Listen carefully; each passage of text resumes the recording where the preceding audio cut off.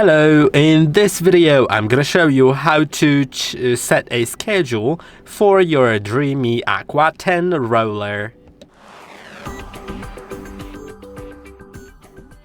In order to do it, click on three dots in top right corner, then select Scheduled Cleanup. Now to add a schedule, click on plus in the bottom right corner and set a starting time.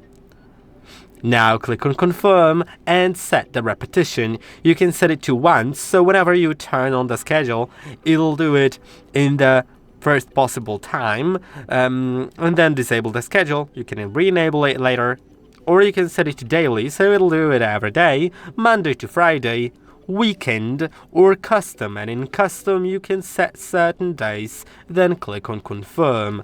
Now you can set the cleaning task, either Clean Genius, which is automatic intelligent cleaning, and it can be set to all or a certain room that you'd like to clean, or custom. And in custom you can set all, room, or a shortcut that you can also add.